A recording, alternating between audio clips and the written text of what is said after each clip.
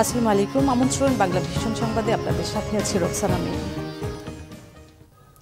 প্রধানমন্ত্রীর পদ ছেড়ে বোন রেহানাকে নিয়ে শেখ হাসিনা যখন দেশ ত্যাগ করেন তখন গণভবনে ঢুকে পড়েন সাধারণ মানুষ। আনন্দ উল্লাস করে নিজেদের বিজয় উদযাপন করেন আন্দোলনকারীরা। নতুন প্রজন্মের শিক্ষার্থীরা জানান, এ বিজয় জনগণের। এ বিজয় বৈষম্যহীন বাংলাদেশ গঠনের পথে যাত্রার। আবু হানিফের তোলা ছবিতে রিপোর্ট করছেন সিকান্দার রিমান। সারা বিশ্বের শত কোটি মানুষকে দেখিয়ে দিল বাংলাদেশের জনগণ। সাম্য ও ন্যায়ের ভিত্তিতে রাষ্ট্র গঠন, বৈষম্যহীন সমাজ ব্যবস্থা বহাল এবং মানুষে মানুষে ভেদাভেদ কমাতে যে আন্দোলনের সূচনা, সেই আন্দোলনের সমাপ্তি বিজয়।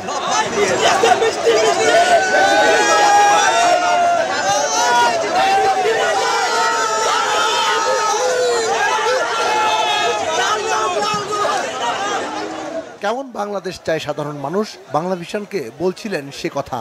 তিনটা ইলেকশন আমাদেরকে ভোট দিতে দেয় নাই, আমরা কিছু বলি নাই, কিন্তু যখন আবু সাইদের জীবন নিয়ে গেছে, ওর তো শুধু শাড়ি নিছি আমরা, ও তো আবু সাইদের জীবন নিয়ে গেছে আরো লাখো ভাইয়ের সাথে, হাজার হাজার ভাই মারা গেছে আমার। এই উত্তর হাসিনাকে দিতে হবে, আল্লাহর কাছে বিচার দিলাম। আজকে গণভবনে কেন মানুষ এত লক্ষ লক্ষ, এটাই বোঝা যাচ্ছে। এই দেশে রাজাকার বলতে বলতে সব শেষ করে ফেলছে। আজকে কারা রাজাকার, আজকে কারা স্বাধীনতা অর্জন করছে, এটাই বোঝা যাচ্ছে। আগেই সামাজিক যোগাযোগ মাধ্যমে যে ঘোষণা ছিল তারই বাস্তবায়ন হলো চোখের সামনে। আনন্দ উল্লাস উদযাপনে এ এক ভিন্ন মুহূর্ত।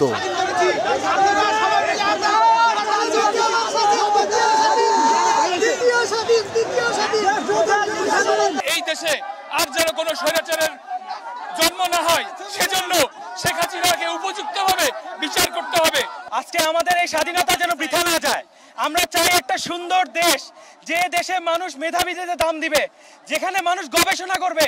আমরা আর ভিক্ষা করে রকেট উড়াইতে চাই না। দুপুরের পর থেকে শেষ বিকেল পর্যন্ত কি হয়েছে গণভবনে, কেমন ছিল সেখানকার পরিবেশ, সাধারণ মানুষের উচ্ছ্বাস ছিল কেমন? দেশের জনগণ জেগে উঠে দেশকে দখল করেছে, দেশকে স্বাধীন করেছে। আজকে এই দেশ আজকে স্বাধীন হয়েছে 54 বছর পরে। মনে হচ্ছে আজকে বাংলাদেশ, আমরা যারা নতুন প্রজন্মের মুক্তিযোদ্ধা নিজেদেরকে দাবি করি, যারা ছাত্র জনতা আজকে দেশটাকে স্বাধীন করেছে। হাসিনা সহ সকল স্বৈরাচারী, সকল অত্যাচারী, সকল দুঃশাসনকারী সব আজ পালিয়ে গেছে। এদিকে তেজগাঁয়ে প্রধানমন্ত্রীর কার্যালয়ে প্রবেশ করে জনতার ঢল। কি ঘটেছে প্রধানমন্ত্রীর কার্যালয়ের ভেতরে, কেমন ছিল পরিবেশ, সবকিছুই দেখেছেন সাধারণ মানুষ। আমরা এমন একটা বাংলাদেশ দেখতে চাই যাতে আর কোনো সময় এই ধরনের স্বৈরতন্ত্র, এই ধরনের ফ্যাসিস্টরা আর ক্ষমতা না আসতে পারে। এই ধরনের সুন্দর বাংলাদেশ দেখতে চাই। আমার ছেলেরা অনেক কষ্ট করছে, অনেক মার খাইছে, অনেক গুল্লিতে হাতা হয়েছে, অনেক জেলের ভিতরে থাকছে। আমার ছেলেদের রক্ত আমি বিনিময়ে কিছু দিতে পারবো না বাবা। এতদিন আমার বাসা ভয় লাগতো বাসা থেকে বের হতে, বাট এখন দেশ স্বাধীন হয়েছে, এখন কোনো ভয় নেই, আলহামদুলিল্লাহ। সব শ্রেণী পেশার মানুষের জন্য বাসযোগ্য দেশ গঠনে একযোগে কাজ করার প্রত্যয় জানান ছাত্র জনতা। এতদিন আন্দোলনকারীরা বলতেন, লেগেছে রক্তে আগুন লেগেছে, রক্তের দাম দিয়ে কেনা এই বাংলা কারো হাতে ইজারা দেওয়া হয়নি। আর আজ সাধারণ মানুষ, আন্দোলনকারীরা সবাই একযোগে বলছে, ৭১-এর পর ২০২৪ সালে এসে আবারও জনগণের বিজয় হলো গণতন্ত্রের, বিজয় হলো মানবাধিকার এবং আইনের শাসনের। সিকান্দার রেমান, বাংলা ভিশন, গণভবন, ঢাকা। গুলশানে বিএনপির চেয়ারপারসনের কার্যালয়ে চলছে দলটির স্থায়ী কমিটির সভা। সেখানে আছেন আমাদের বিশেষ প্রতিনিধি জাহাঙ্গীর আকন্দ। সরাসরি চলে যাচ্ছি তার কাছে। জাহাঙ্গীর, বিএনপির স্থায়ী কমিটির বৈঠকের আলোচনার বিষয়বস্তু সম্পর্কে কি জানতে পেরেছেন? সকাল 10:30 কিছুক্ষণ পর বিএনপির স্থায়ী কমিটির বৈঠকটি শুরু হয়েছে দলের চেয়ারপারসনের গুলশান কার্যালয়ে। সেই বৈঠকে, স্থায়ী কমিটির বৈঠকে সভাপতিত্ব করছেন বিএনপির ভারপ্রাপ্ত চেয়ারম্যান তারেক রহমান। বৈঠকে 10 স্থায়ী কমিটির মধ্যে 2 জন কারাগারে রয়েছেন, আমির খসরু মাহমুদ চৌধুরী এবং নজরুল ইসলাম খান। আর বাকি সবাই যোগ দিয়েছেন যারা বিদেশে রয়েছেন। ইকবাল হাসান মাহমুদ চৌধুরী এবং সালাউদ্দিন আহমেদ তারা অনলাইনে যুক্ত আছেন। আর বাকিরা সবাই মির্জা আব্বাস, গয়েশ্বর চন্দ্র রায়, ডক্টর খন্দকার মুশাররফ হোসেন, সেলিমা রহমান সহ যারা বাইরে আছেন কারাগারের কিংবা দেশে আছেন, তারা সশরীরে আপনার গুলশানের চেয়ারপারসনের কার্যালয়ের স্থায়ী কমিটির বৈঠকে তারা রয়েছেন, বৈঠক করছেন। তো আমরা যতটুকু বিএনপি সূত্রে জানতে পেরেছি যে চলমান যেই পরিস্থিতি, দেশের যে সংকটময় পরিস্থিতি, এই পরিস্থিতিতে বিএনপির করণীয় কি এবং বিএনপি কি ধরনের আগামী দিনের তাদের যে সিদ্ধান্ত বা কর্মসূচি সে বিষয়ে তারা আলোচনা করবেন।